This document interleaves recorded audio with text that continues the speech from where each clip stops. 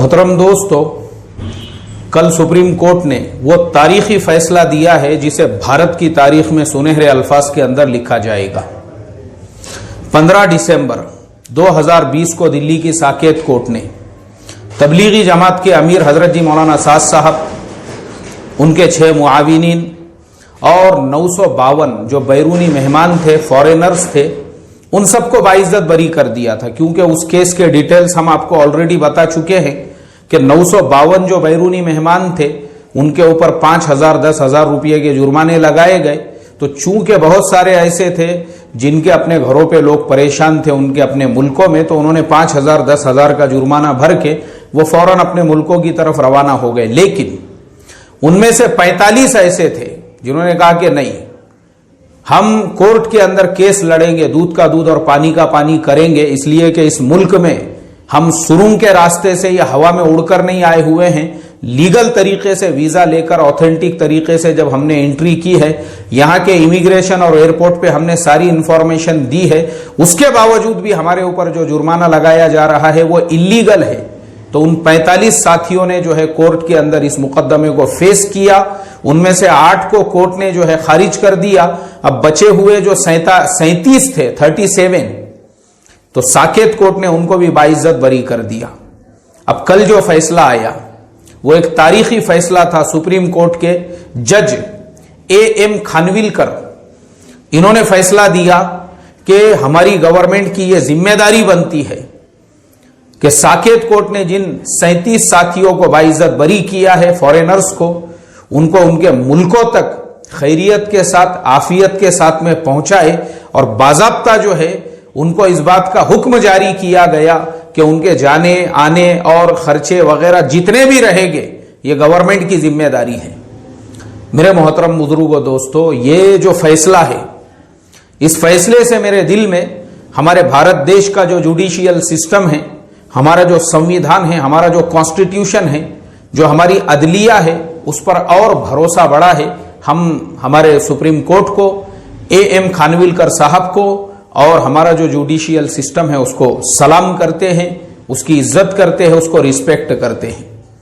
यह बहुत ही तारीखी फैसला आया हुआ है और इसमें कुछ कुछ पॉइंट्स है जो मैं आप लोगों के सामने शेयर करना चाहता हूं ताकि हर मुसलमान को यह पता चले। और सबसे पहले तो मैं ये कहूंगा कि दिल्ली साकेत कोर्ट का भी जो 15 दिसंबर का फैसला था, मैं देख रहा हूं कि किसी भी न्यूज चैनल ने उसको हाईलाइट नहीं किया। यूट्यूब के ऊपर भी हमारे जितने मुस्लिम चैनल्स हैं, जो यूट्यूब के ऊपर आप कॉमेडी लोगों को दिखाते हैं, किस्से कहानियां लोगों को सुनाते हैं, अरे भाई वो फैसला अपने चैनल के ऊपर डालिए ताकि ज्यादा से ज्यादा लोगों को पता चल सके जिस तरीके से हमारे मीडिया न्यूज चैनल्स ने तबलीगी जमात को बदनाम करने के लिए षड्यंत्र रचा था और 2 महीनों तक जिस तरीके से सुबह से लेकर शाम तक वो तबलीगी जमात को बुरा भला कहते थे, पूरे देश के अंदर उन्होंने ऐसा ब्रेन वॉश किया था, लोगों का माहौल खराब कर दिया था।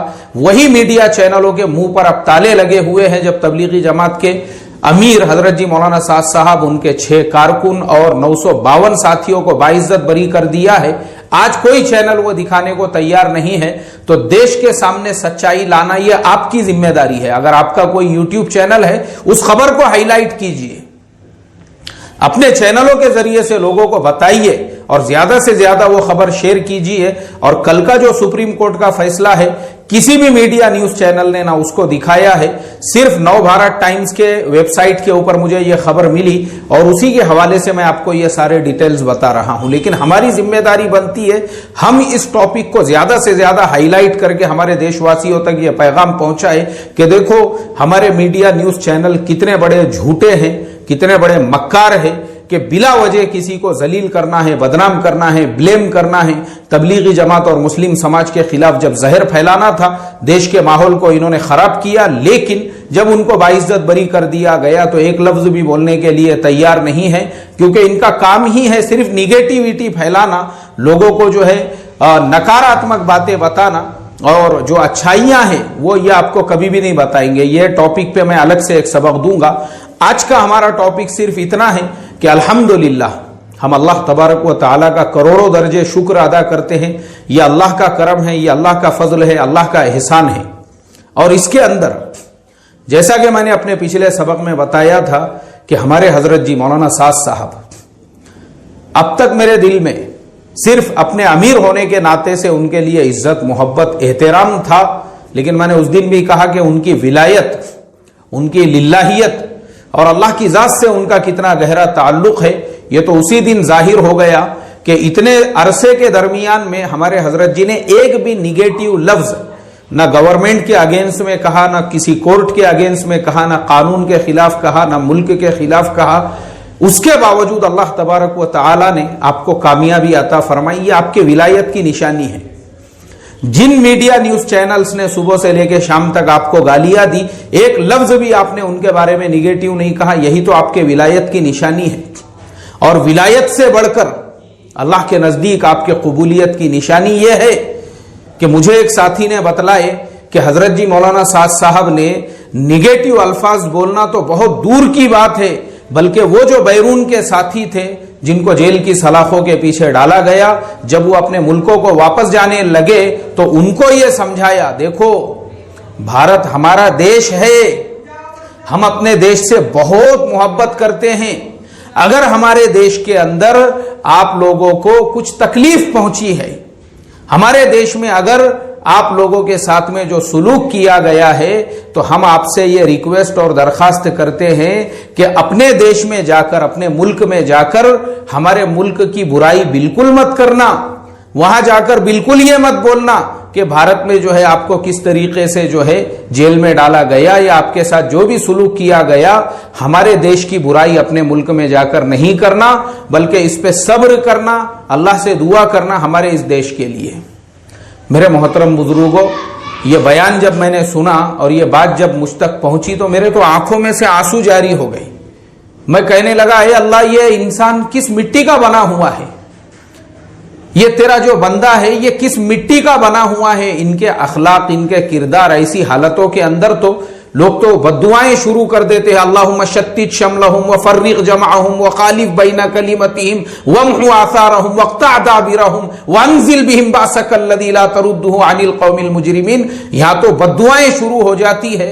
और ये इंसान किस मिट्टी का बना हुआ है कि वो अपने साथियों को ये कह रहा है कि जो कुछ भी आपके साथ में हुआ आप उसको यहीं पे फरामोश कर दो, यहीं पे भुला दो।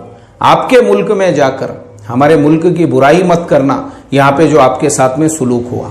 सुभान अल्लाह, मुझे तो वो शेर याद आ रहा है, शायद किसी शायर ने हमारे हजरत जी मौलाना साद साहब की शान में ही ये कहा था कि कौन अपनाते हैं और कौन दगा देते हैं, कौन अपनाते हैं और कौन दगा देते हैं। हम तो दीवाने हैं, भुला देते हैं। हमने सीखा ही नहीं बैर किसी से रखना, हम तो दुश्मन को भी जीने की दुआ देते हैं। सुभान अल्लाह, ये हमारे हजरत जी मौलाना साद साहब की शान है। इतना सब कुछ होने के बावजूद भी आप अपने मुल्क के लिए दुआ क्यों नहीं करेंगे?